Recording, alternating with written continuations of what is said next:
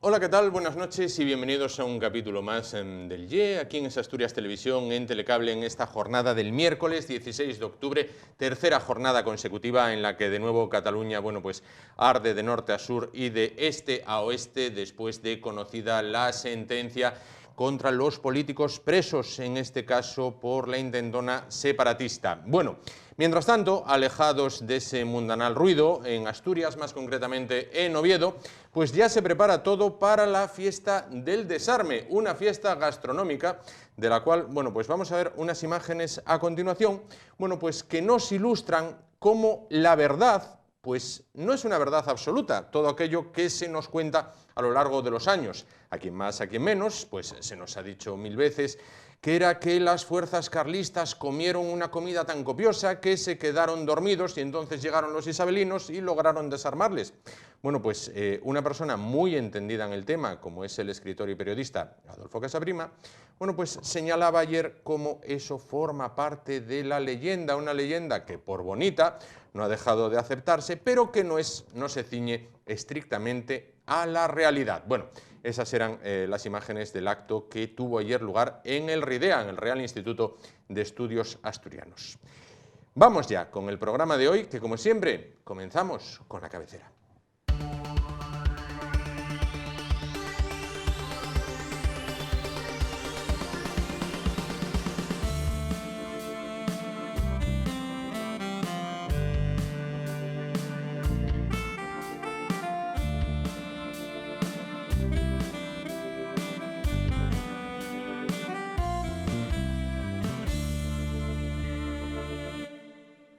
1898, reza la pizarra. Pues en este caso 1898 es un año en el cual, para aquellos que conocen un poquito la historia de España, significa el ocaso de lo que fue un imperio que en tiempos en el que no se ponía el sol, pues lo que fueron las últimas posesiones coloniales en el Caribe y también en Filipinas, pues España les dijo adiós para siempre, para dar paso a lo que era una potencia emergente en aquel momento como era Estados Unidos. Pues precisamente de este tema, España y Estados Unidos en 1898, la guerra a través de la prensa europea, es el tema que vamos a tratar, porque lo que acabo de decir es el título del libro que acaba de publicar nuestro primer invitado esta noche, José Girón, catedrático honorario de Historia Contemporánea de la Universidad de Oviedo. ¿Qué tal? Buenas noches. Buenas noches, don Juan. Se presenta este libro el próximo 21 de octubre a las 7:30 de la tarde en el aula rectoralas del edificio histórico de la universidad. ¿Qué nos encontramos en el mismo? Un libro voluminoso, trabajado y con 230 ilustraciones de la época. Ahí es nada. Sí, efectivamente, es un libro que tiene 300 páginas, está elaborado tiene 18 capítulos que están elaborados por 17 historiadores de 13 países, hoy día 15 países diferentes, y que nos aportan la visión de la prensa de la época, de esos 13 países entonces, de cómo vieron ellos, los periódicos diarios y semanarios de esos países, cómo vieron ellos la guerra entre España y Estados Unidos a lo largo de esos 3 meses, escasos 4 meses de guerra entre los dos países, ¿no? De conflicto, ¿no? ¿Cómo surge la idea? ¿Cómo surge el proyecto de poner en marcha esta obra? La idea es muy antigua, ¿no? Porque se remonta hace 21 años, ¿no? Cuando el entonces vicerrector de Extensión Universitaria, don Moisés Jordén, me propone que teníamos que hacer algún acto para recordar en el 98, en 1898.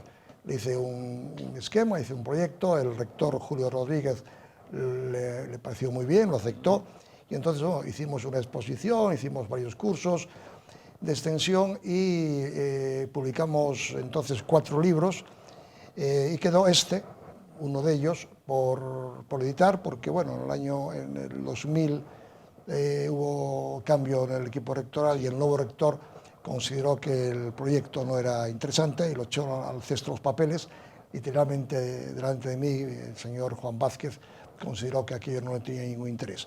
Afortunadamente hace 1 año y medio aproximadamente le llevé el proyecto antiguo al actual rector Santiago García Granda. En cuanto lo vio se entusiasmó con el libro y dijo, hombre, este libro lo va a publicar la Universidad de Oviedo, ¿no? Claro.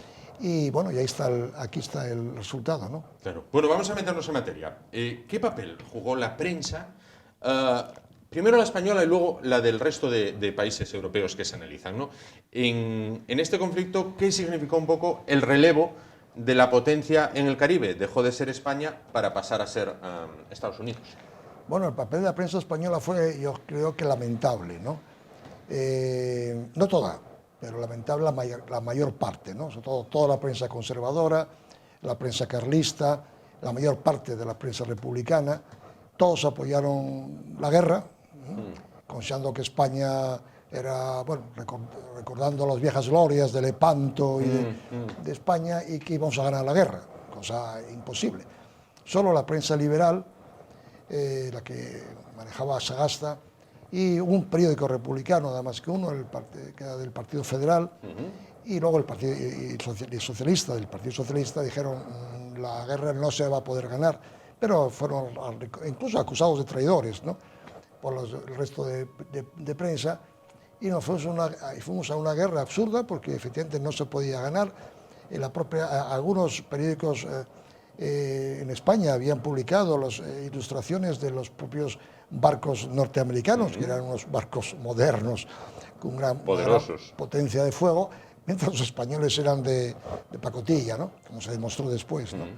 Entonces, pues, un papel lamentable por parte de la mayoría de la prensa española, ya digo, no de toda, pero la gran mayoría, y también por parte de la prensa norteamericana que aguijoneó al presidente para iniciar la guerra, porque les interesaba, bueno, pues lógicamente convertirse en la potencia hegemónica que después fue, y que esa zona del Caribe que está tan próxima a ellos, pues les interesaba apoderarse de ella, y efectivamente se apoderaron.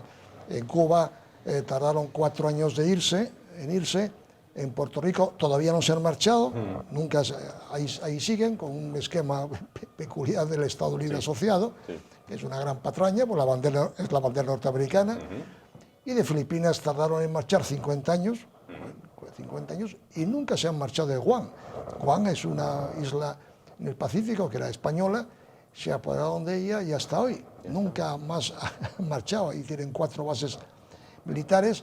Naciones Unidas pide cada poco que la descolonización, y Estados Unidos... Oídos sordos, ¿no? Exacto. En este caso. Exacto. Bueno, hubo quien dijo que la primera víctima de una guerra es la verdad. En este caso es calcado porque esta guerra se inicia con una mentira, con la voladura o la presunta voladura del Maine, tal como se escribe, Maine, ahora habrá quien diga, ¿se dice Maine? Bueno, bien, vale, bueno, pues toda la vida se pasó a la historia como la voladura del Maine, podemos seguir diciendo Maine, ¿no? Es decir, los norteamericanos utilizan este accidente como pretexto para iniciar una guerra, ¿no?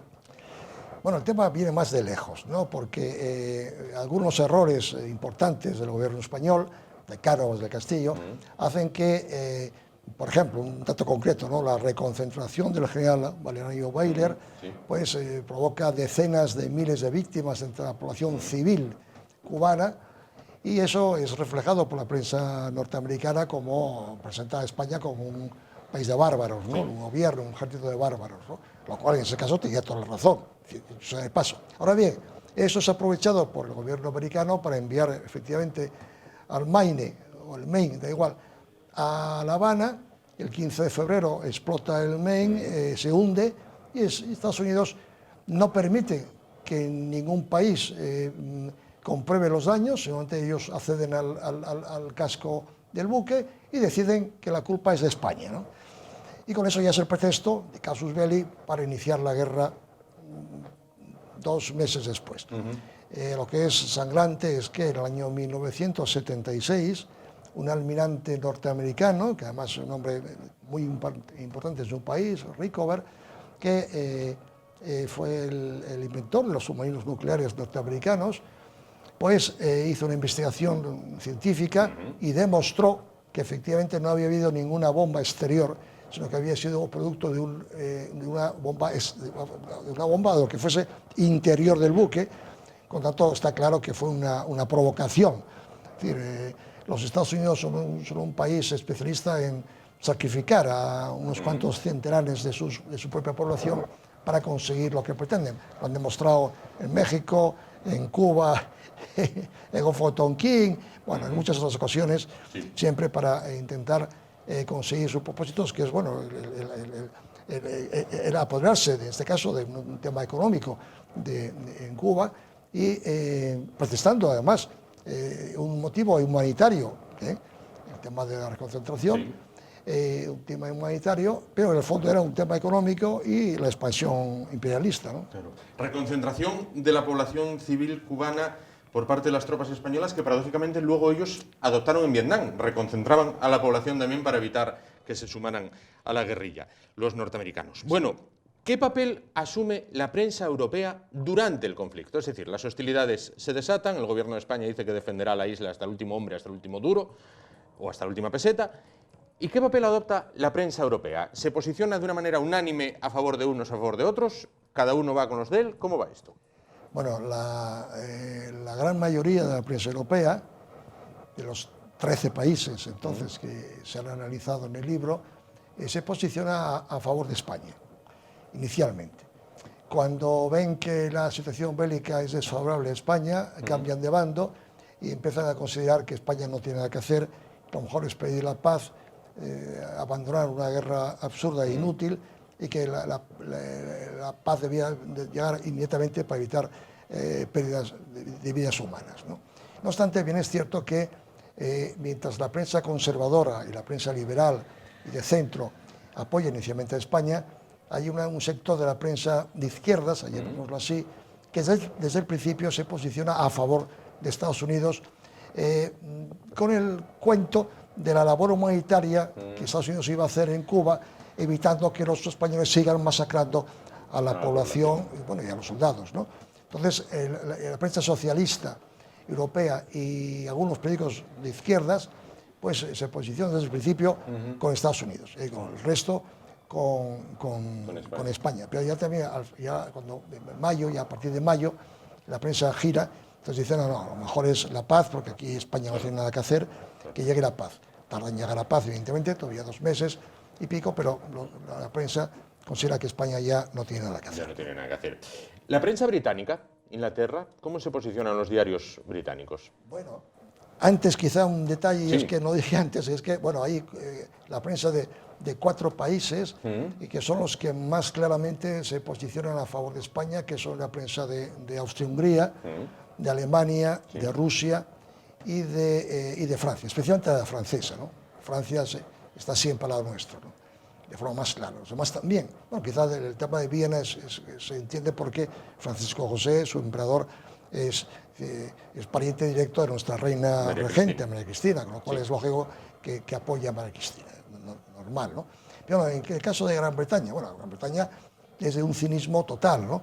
Porque Gran Bretaña proclama la neutralidad estricta desde el primer momento, pero luego, a lo largo de estos 3 meses largos, pues está siempre apoyando los intereses de los navíos norteamericanos y oponiéndose a los intereses de la flota española. El caso, por ejemplo, de cómo permite que la flota norteamericana se reabastezca de carbón en Hong Kong y en cambio impide a la flota española en el canal de Suez que cargue carbón para dirigirse a Filipinas y la detiene en seco en Suez, con lo cual está favoreciendo a los norteamericanos y perjudicando a los españoles, aunque oficialmente son neutrales. Una gran mentira, claro.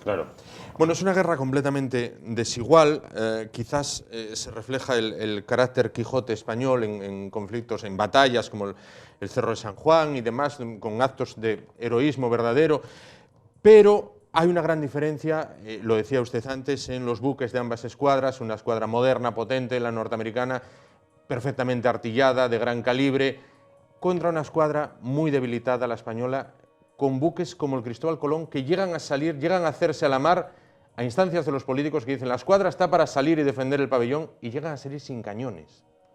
Sí, parece paradójico, ¿no? Pero así es, efectivamente. La escuadra norteamericana era una escuadra moderna, con una potencia de fuego y de longitud de disparo impresionante, normal en la época, y los buques españoles eran buques obsoletos, aunque algunos eran recientes, de reciente construcción. Pero bueno, el caso de Cristóbal Colón es tremendo, porque en España los historiadores no quieren hacer mención a este dato, que es tremebundo desde mi punto de vista, ¿no?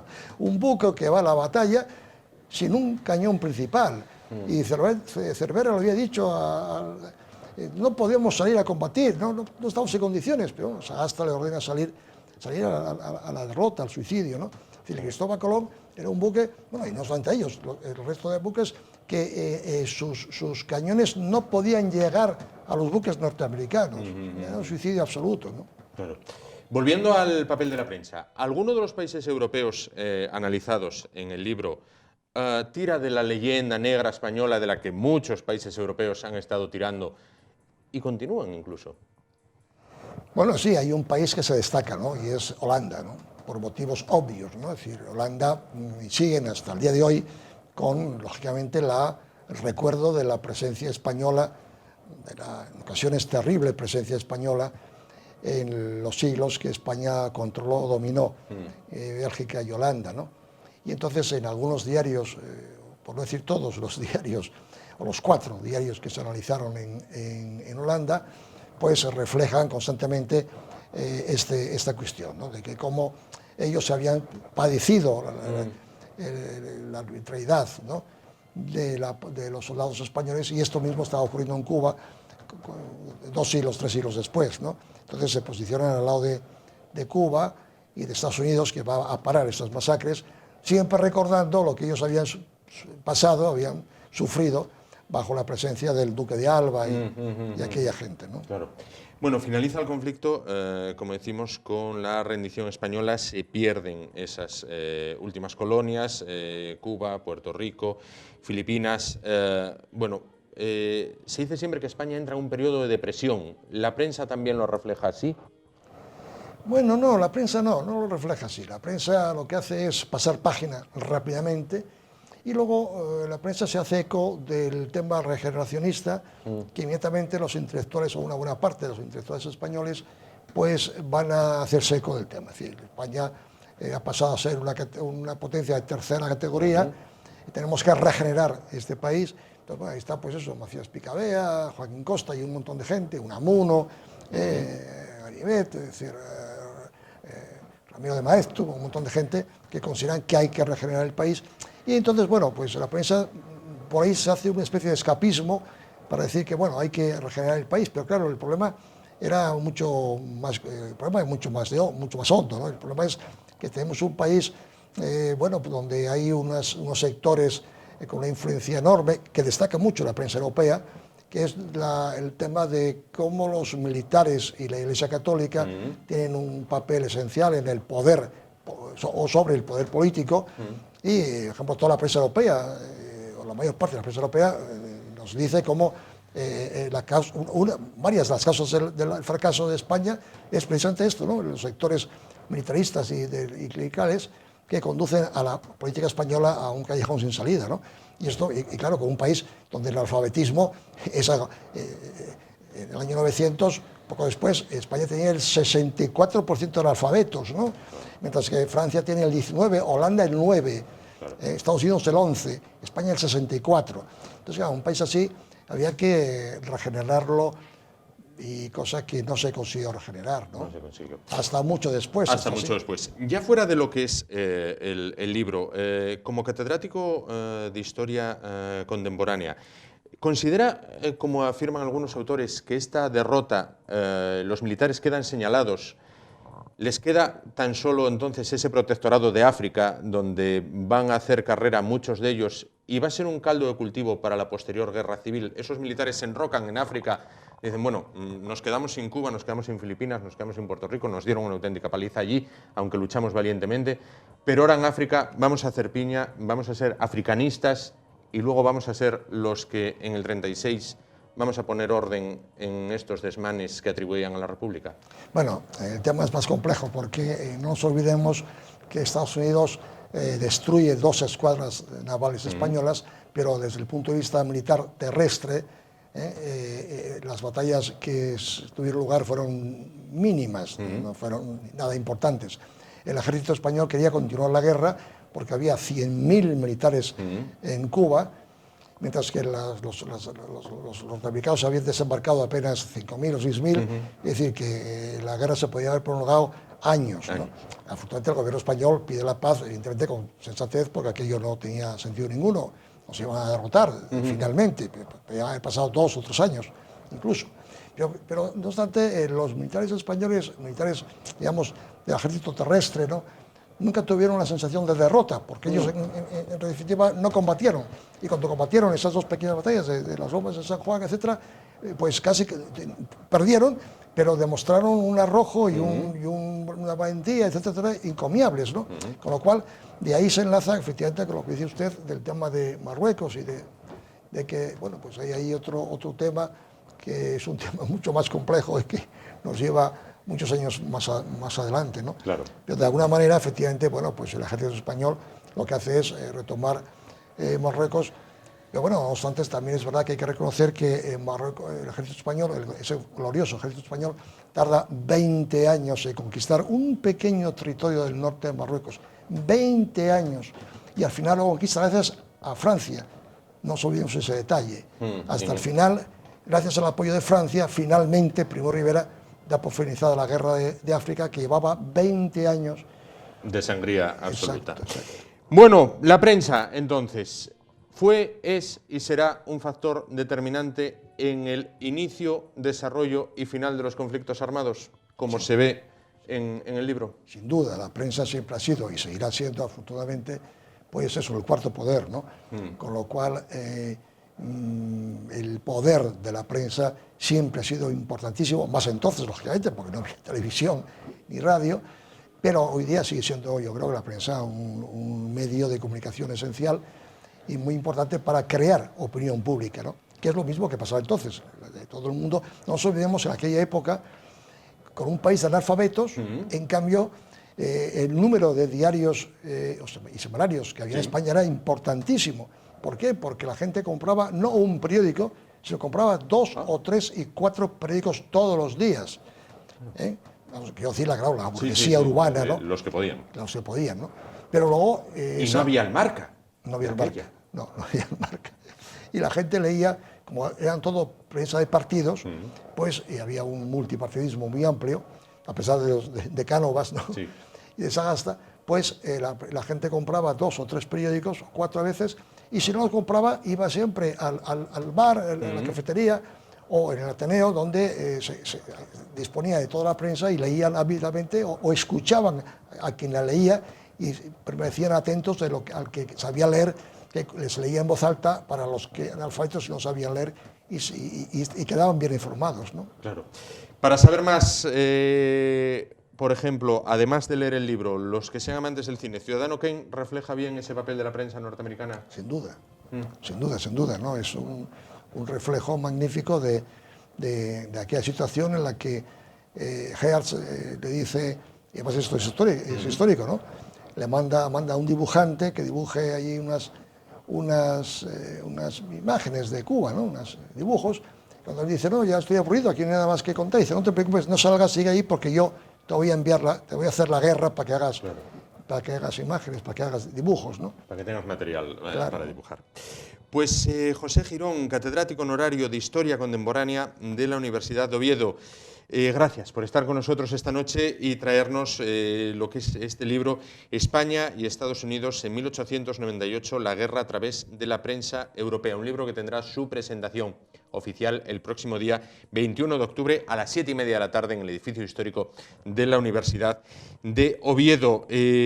Muchísimas gracias. Señalamos 230 ilustraciones, 300 páginas y un repaso completo a cómo vio la prensa europea de 13 países por aquel entonces, 15 actuales, bueno, pues aquel conflicto que significó, bueno, pues el adiós definitivo de las posesiones españolas en ultramar, se decía, ¿no? Exacto. Posesiones españolas en ultramar. Exacto. Muchísimas gracias por estar con nosotros esta noche. Muchísimas gracias a ustedes, ¿no?, por la invitación. Gracias.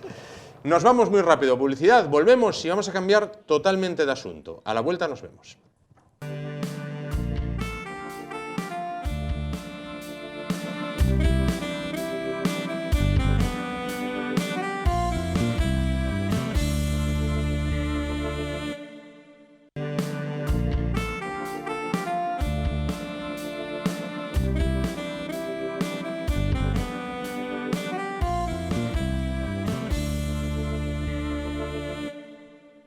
continuamos el programa de esta noche, cambiamos totalmente de tema. Bueno, habrá personas que no estén de acuerdo en lo que voy a decir ahora, pero sin duda, en mi opinión, ser padre es quizás la mayor responsabilidad que una persona afronta a lo largo de su vida, solamente superado por una responsabilidad aún mayor, ser padre adoptivo o padre de acogida. Precisamente de este tema vamos a hablar a continuación, ya que el Principado pone en marcha un paquete de medidas para aumentar el número de familias de acogida. Bueno, para hablar de este asunto y del programa Se Buscan Abrazos, se encuentra esta noche con nosotros pues una de las partes responsables del mismo, no en este caso la Administración, sino la Fundación Meniños, cuyo coordinador en Asturias es Carlos Sáez. ¿Qué tal? Buenas noches. Buenas noches. Bueno, Carlos, ¿en qué consiste este programa de Se Buscan Abrazos? ¿En qué consiste lo que muy recientemente suscribíais con el Principado?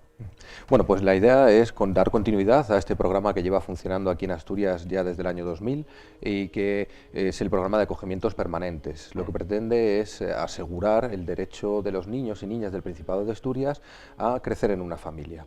Entonces, aquellos niños que pues, por alguna razón no pueden convivir con su familia de origen por distintas dificultades que haya podido presentar y necesitan una nueva familia para incorporarse de ella pues, por un tiempo que en principio se prevé largo, incluso pudiendo llegar hasta la mayoría de edad, pues tengan familias disponibles para incorporarles en su núcleo familiar de forma normalizada y permitirles pues, crecer como cualquier otro niño dentro de una familia y desarrollarse de forma plena. Claro. Técnicamente, ¿en qué se diferencia una familia de acogida de una familia de adopción? Porque entiendo que hay diferencia, ¿no? Sí, claro. La diferencia fundamental se refiere a la filiación, digamos, con la que los niños van a contar y la estabilidad de la medida. La adopción es una medida estable, en el sentido de que es irreversible, en el momento en el que el juez determina la adopción, ese niño o esa niña pasan a ser hijos a todos los efectos de la familia que les adopta. En el acogimiento permanente, sin embargo, lo que hace el Principado, que es la entidad que tiene la tutela de estos niños, es delegar, digamos, el cuidado diario y lo que se llama la guarda de estos niños en las familias acogedoras para que asuman el cuidado diario a efectos prácticos como si fuese un hijo que está criándose dentro de la familia, ¿no? En el sentido de que convive con ellos 24 horas al día, va al colegio, hace sus actividades, lo que sería la rutina normal de cualquier niño en cualquier familia. La diferencia es que no es hijo a los efectos de esta familia, sino es el niño que tienen en acogida y que va a compartir con ellos tantos años como necesite. En la mayoría de los casos, en el acogimiento permanente, que es el que nosotros trabajamos, suele llegar hasta la mayoría de edad. Una vez que llega a la mayoría de edad, ¿se desvincula de esa familia o puede seguir como seguiría un niño adoptado? Claro, ahí sí que no hay muchas diferencias incluso con un hijo biológico, ¿no? Quiero decir, cualquier persona llegada a la mayoría de edad, lógicamente puede decidir seguir conviviendo con su familia, con la que ha estado durante toda su infancia y su adolescencia, o iniciar una vida independiente, ¿no? Buscándose su propia vivienda, su propio trabajo. Claro. Lo que sí que es cierto que en todas estas diferentes modalidades la relación suele continuar en la inmensa mayoría de los casos después de la mayoría de edad, pero bueno, de una forma consensuada entre la familia y el niño o la niña, o el joven adulto, como lo haría un hijo biológico. Claro. ¿Y cuántas familias de acogida hay actualmente en Asturias? Ahora mismo en Asturias, en familia ajena, los datos últimos que salían de 2017 del Ministerio, eran 67 familias acogedoras en familia ajena, ¿no? Que digamos que son familias que no tienen ninguna vinculación de sangre con el niño o con la niña antes de conocerse, ¿no? Claro. Y serían 67 en el momento actual. ¿Y se necesitarían más? Sí, la necesidad siempre existe, pese a que encontramos familias para muchos niños, hay otros niños que van necesitando de estas medidas. Entonces es verdad que los listados de niños que barajamos y a los que buscamos familias son listados muy vivos. Hay niños que pueden entrar, que en un momento necesitan de esta medida, que a lo mejor pasado un tiempo se ve que puede ser otra diferente, ¿no? Si no le hemos encontrado una familia. Entonces es un número que siempre va a haber la necesidad de ir incorporando nuevas familias para poder atender además a todas las diferentes necesidades que pueden tener los niños y las niñas, ¿no? Que cada uno son muy particulares. Leía en la nota de prensa, actualmente en el Principado hay 8 menores a la espera de una familia de acogida. Bueno, ¿estos menores dónde están? Bueno, estos menores en principio residen tanto en los centros de protección que tiene el Principado de Asturias, como pueden estar con otras familias de acogida en otras modalidades, como un acogimiento temporal, mientras que se busca, en este caso, una familia de forma permanente, o incluso en algunos casos pueden estar todavía con la familia biológica y que se necesite, para evitar que los niños tengan que hacer su paso por un centro de protección, se busque una familia que pueda asumir el cuidado de este niño directamente proveniente de su familia biológica. ¿Cuál es la radiografía de estos menores, bueno, preservando en todo momento su intimidad, pero en cuanto a edad, por ejemplo? Bueno, la radiografía también es muy diversa. Sí. Tenemos edades desde tempranas, entre los 2 o 3 años. En principio el programa contempla hasta la propia mayoría de edad, ¿no? La realidad del programa es que luego habitualmente los niños que tenemos mayor dificultad para encontrarles una familia son los que tienen 6 años en adelante, ¿no? Hasta 10, 12. Normalmente los niños pequeñitos suele ser más sencillo encontrarles una familia, porque hay más familias que se ofrecen para esos rangos de edades, ¿no? Pero mayoritariamente son niños entre 2 y 14, 15 años, pasando por cualquier edad y con distintas necesidades, ¿no? Que pueden ser pues tanto el ser de un grupo de hermanos, por ejemplo, o necesitar algún apoyo adicional porque tengan algún tipo de enfermedad o discapacidad, o simplemente niños que necesitarán el apoyo pues por haber vivido la separación de su familia biológica, ¿no? Claro. Entonces los perfiles de los niños es cierto que son muy diferentes y eso es lo que hace también tan importante que tengamos un grupo igual de diferentes de familias, porque lo que buscamos es la familia que mejor se ajusta o que mejor va a poder cubrir las necesidades de cada niña o cada niño en concreto. Entonces necesitamos un perfil también muy diverso de familias.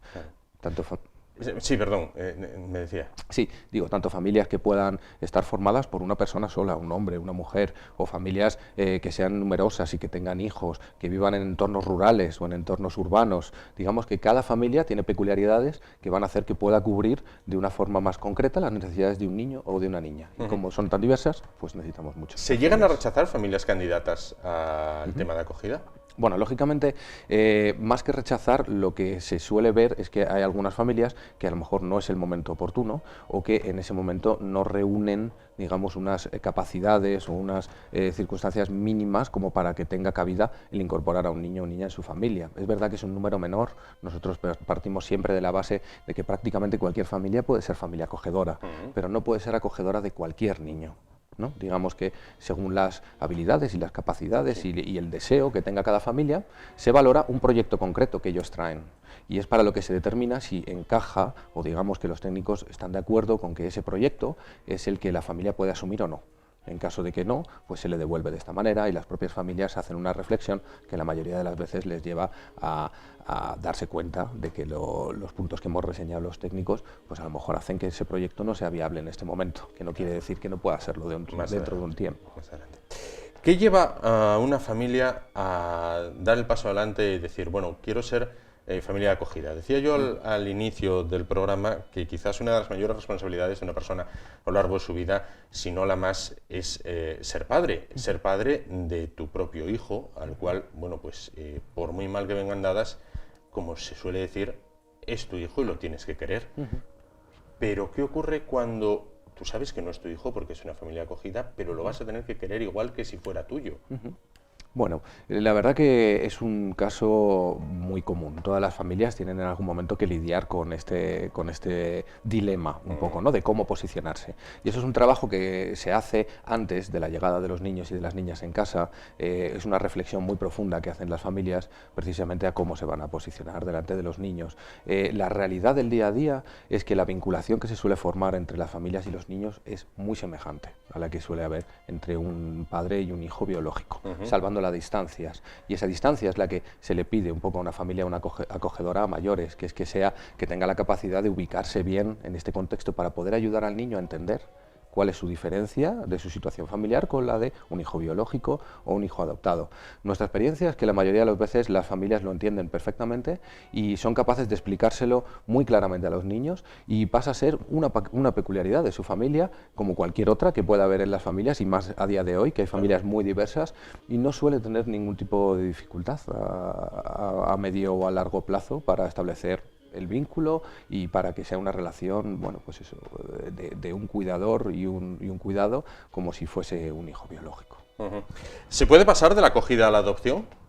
Hay algunos casos en los que cuando se ve que el acogimiento, sobre todo permanente, efectivamente no va a haber un retorno con la familia biológica y es deseo tanto del niño o la niña como de la familia, sí se puede solicitar el que este niño o esta niña sea adoptado por la familia.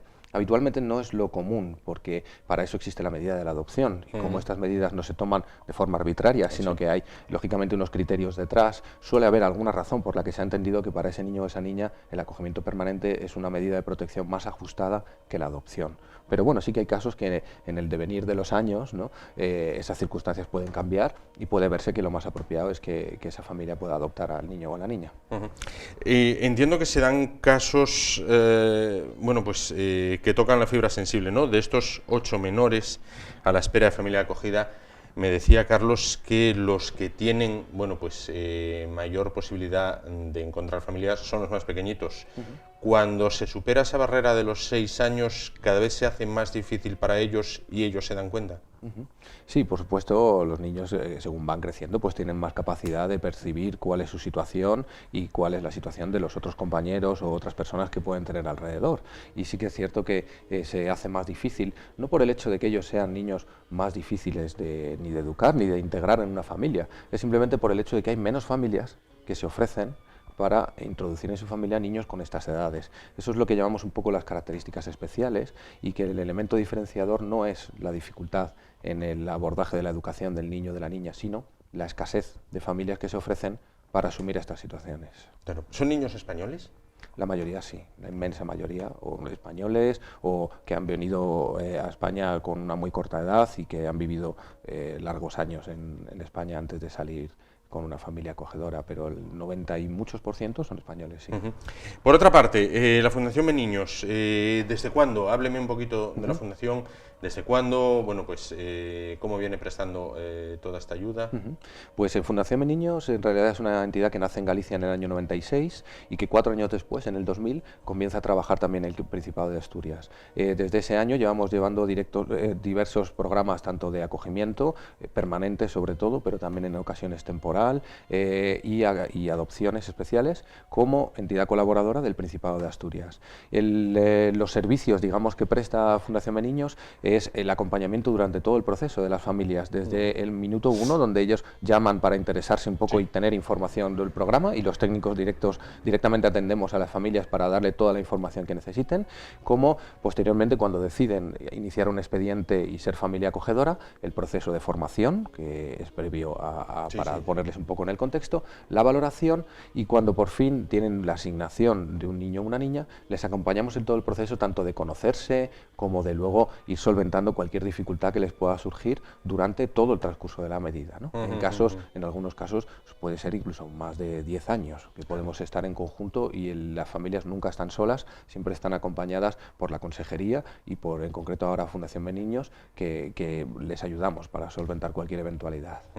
Entiendo que una de las premisas a la hora de adoptar, a la hora de acoger, es contar la verdad al niño, no hacer como que es hijo biológico, ¿no? Como claro, decía antes. es un derecho reconocido de los niños el conocer su historia, como el de cualquier persona, ¿no? Y el poder ser consciente de todas las vivencias que ha tenido. Y además de ser un derecho, es una necesidad, porque las personas, todas, incluso los niños que salen más pequeños, tenemos recuerdos más fehacientes o más vagos de toda nuestra historia. Y es necesidad el poder ubicarlos y poder entender cuál es la situación en la que hemos vivido o en la que estamos en la actualidad, ¿no? Y comportamientos como los que comentabas tú, que es verdad que era la forma de abordar el tema de la adopción a lo mejor en los años 70 y anterior y antes de todo esto, lo que se ha demostrado es que es poner a los niños de nuevo en una situación de vulnerabilidad, en la que al final la historia acaba apareciendo por ellos mismos, ¿no? Y se sienten de alguna manera defraudados por esta familia que les ha acogido o adoptado y que de alguna manera les ha ocultado la realidad de su situación, ¿no?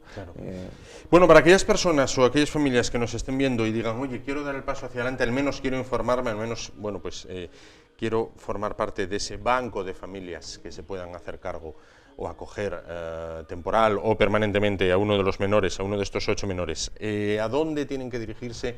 cómo pueden informarse, cómo ir más allá. Bueno, las vías de contacto son múltiples, pueden contactar tanto con la propia consejería, donde ofrecen mensualmente sesiones informativas para todas las personas que estén interesadas, o ya directamente con la Fundación Meniños. Tenemos un teléfono gratuito, que es el 900-907-052. 900-907-052, 900-907-052, 900-907-052. Sí. Ese es el número de teléfono donde cualquier familia puede llamar para informarse. Si no, también tenemos la página web de la Fundación Meniños. Obviamente hay formularios de contacto donde una persona puede dejar su número de teléfono, su email o alguna duda concreta y podemos responderle.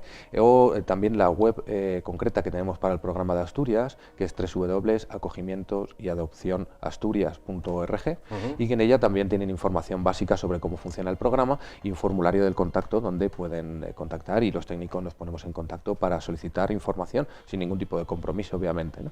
Por eso hacemos ese llamamiento a las familias, a que por lo menos nos ayuden a difundir qué es esto del acogimiento y a que la gente lo conozca, y si luego ven que encaja con su proyecto de familia, puedan participar. Pero el mero hecho de conocer la medida y conocer que esta necesidad de los niños es real y es una necesidad que existe aquí en el Principado de Asturias, ya nos ayuda a poner un poco en el mapa asturiano y en el mapa español la necesidad de los niños de acogimiento. Claro. Pues Carlos Sáez, coordinador de la Fundación Meniños en Asturias, muchísimas gracias por estar con nosotros esta noche. Y bueno, pues que estos 8 menores se encuentren familia de acogida lo más pronto posible. Muchísimas gracias. Muchísimas gracias. Nos vamos rápidamente, volvemos más rápido aún y continuamos el espacio esta noche, hasta ahora.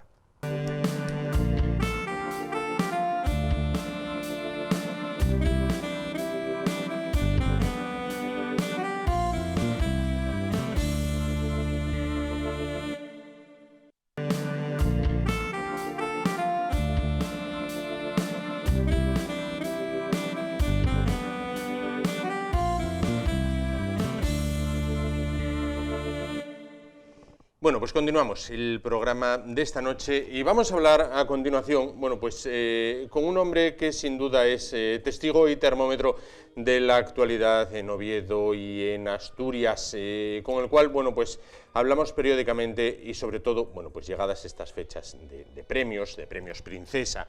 Bueno, pues en sus ojos atesora el recuerdo de muchas ediciones de los mismos y de conocer de primera mano a muchos de esos protagonistas, algunos de los cuales, bueno, pues el común de los mortales hemos visto nada más que por la tele o en libros, en revistas especializadas.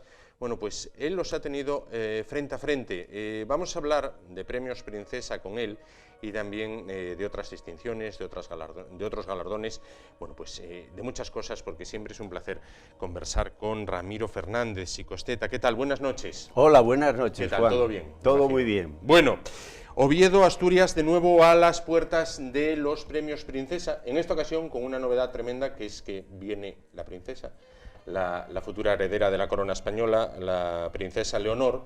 Bueno, cuando a Ramiro Fernández le dicen premios Princesa, su principal recuerdo, o su primer... Vamos con el primero, luego iremos con el principal. Su primer recuerdo, ¿a dónde le lleva?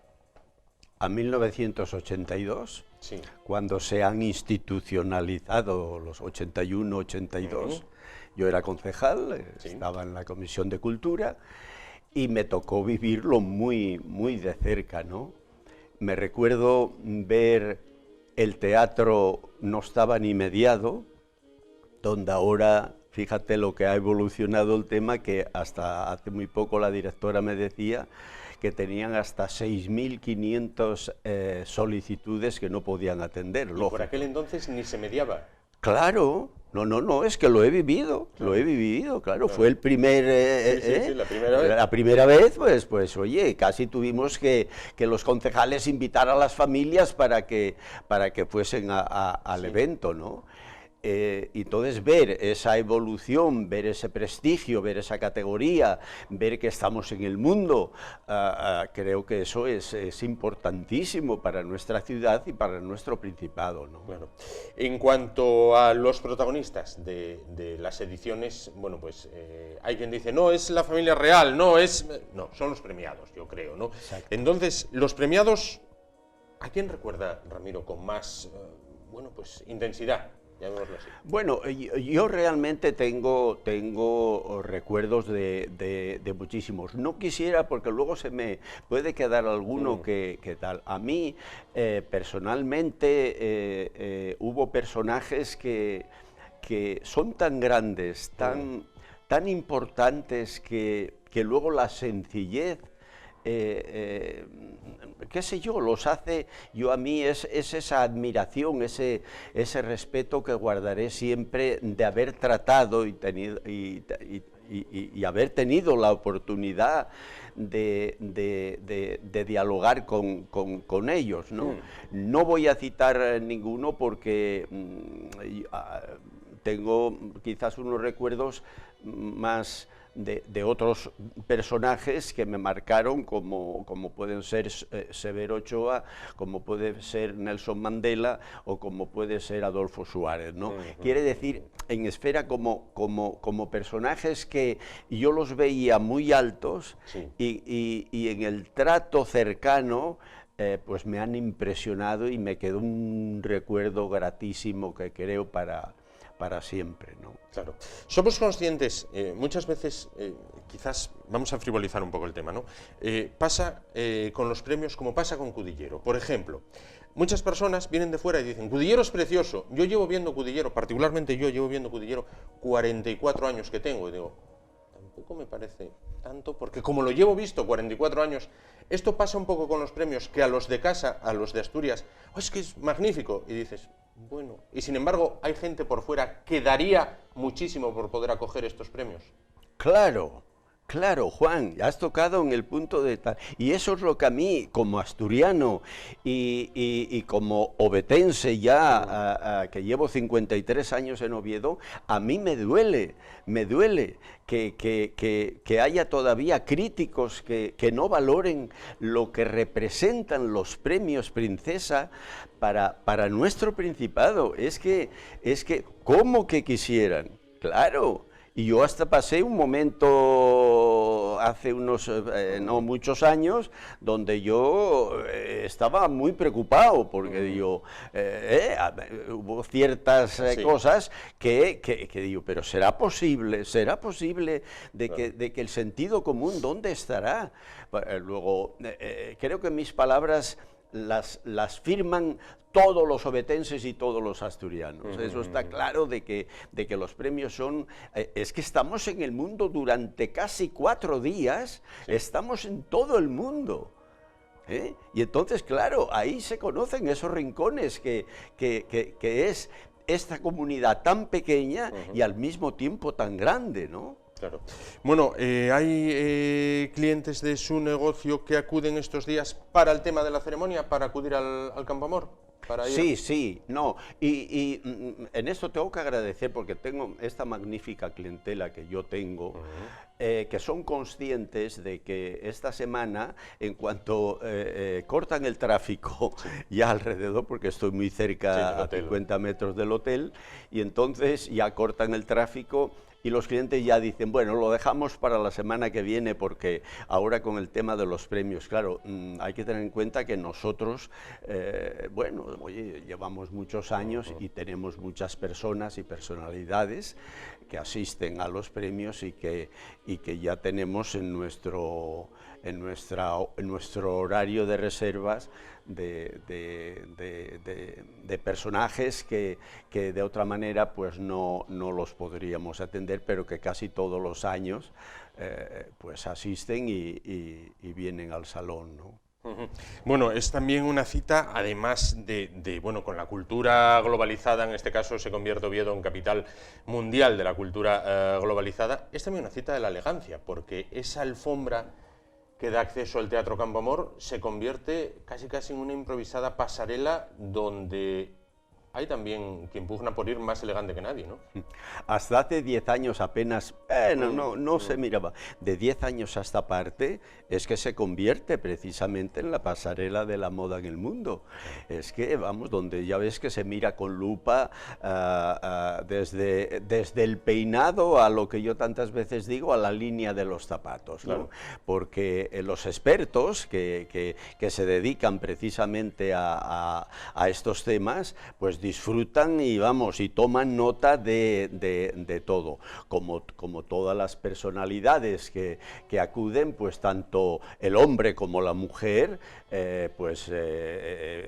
tienen sus mejores galas y las van a lucir ese día en la alfombra azul que tenemos en Asturias, ¿no? En los exteriores del Teatro Campo Amor. Bueno, hay que hablar también de un galardón mediante el cual, pues, Ramiro Fernández estará en el balcón del Ayuntamiento de Oviedo, me comentaba él antes, por segunda vez en su vida, realizando un pregón, porque es que la Cofradía del Desarme le ha concedido una distinción y entre los receptores de la distinción había que elegir un pregonero.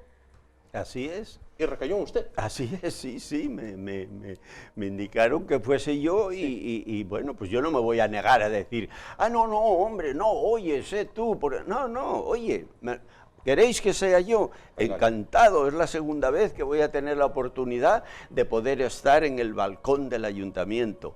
¿Quién, qué sé yo, con 14 años, cómo iba a pensar yo que podía tener ese honor de estar 2 veces en el balcón del ayuntamiento de Oviedo?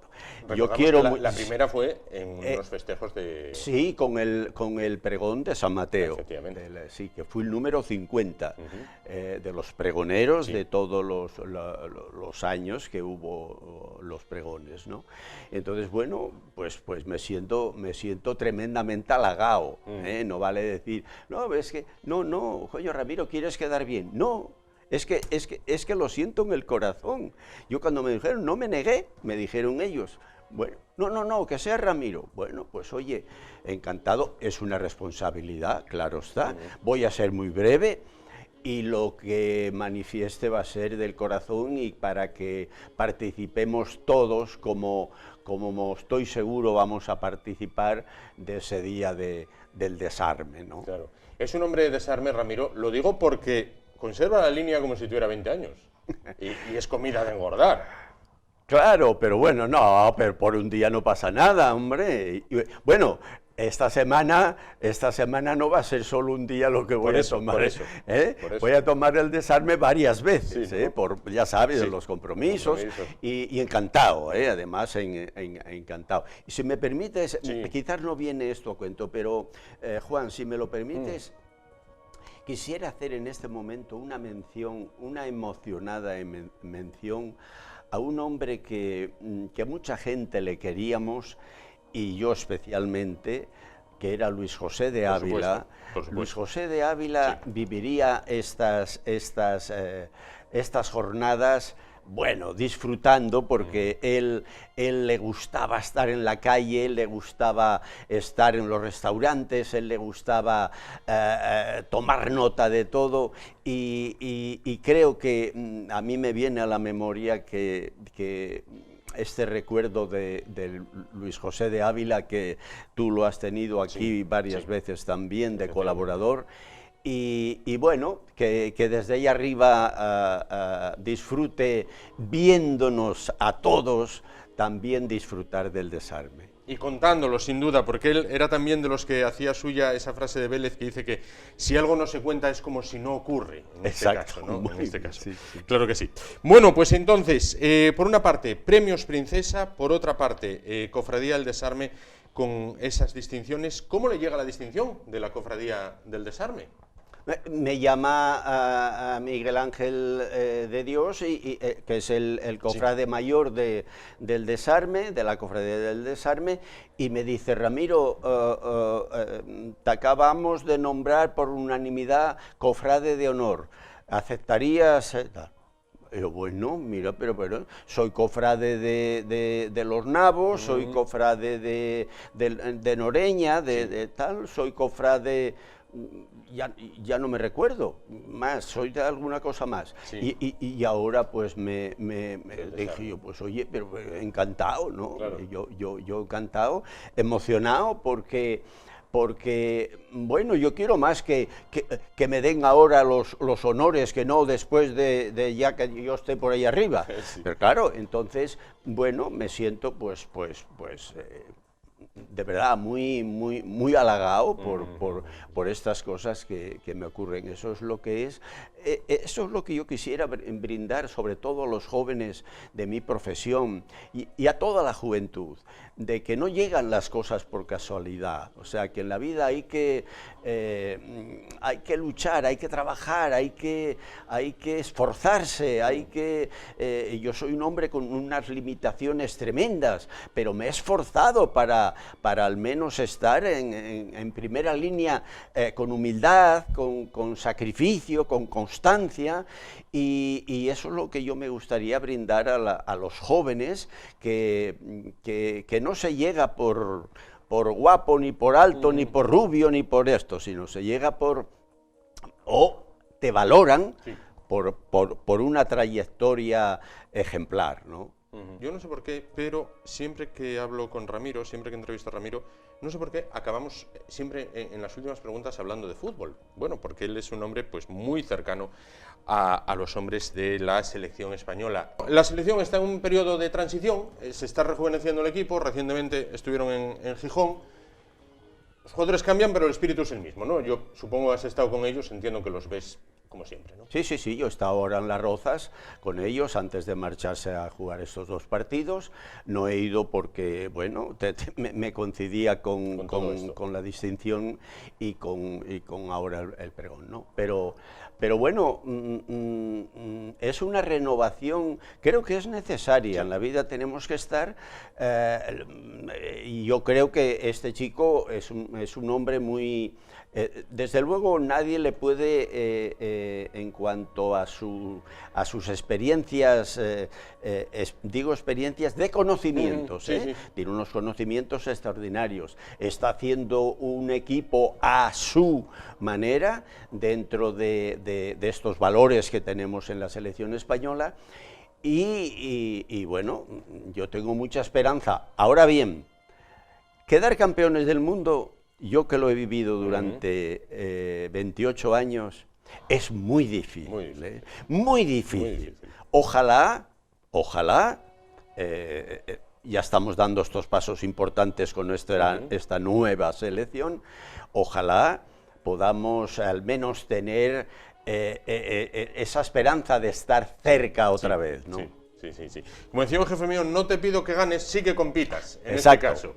Exacto. Pues Ramiro Fernández, muchísimas gracias por estar de nuevo con nosotros cuando se aproxima, bueno, pues una fecha en lo particular para usted muy agradable, como es ese pregón del desarme, en lo colectivo también, porque sabemos que siente y ama, bueno, pues los premios Princesa, que los vio nacer desde dentro, los ha visto consolidarse. Bueno, pues nos evocaba pues ese momento tan curioso, ¿no?, donde no se mediaba siquiera el aforo del Teatro Campoamor, y fíjense, ahora son 6.000 las invitaciones, las peticiones, perdón. Las peticiones que no pueden atender. Que no se pueden atender, se queda pequeño el Campoamor. Muchísimas gracias por estar con nosotros. A ti, Juan, muy amable. Nos vemos en breve. Como en breve, también les vemos a ustedes, tan en breve como mañana, a partir de las 10 de la noche, aquí en Telecable, en el YE de Asturias Televisión. Gracias por su atención, descansen y muy buenas noches.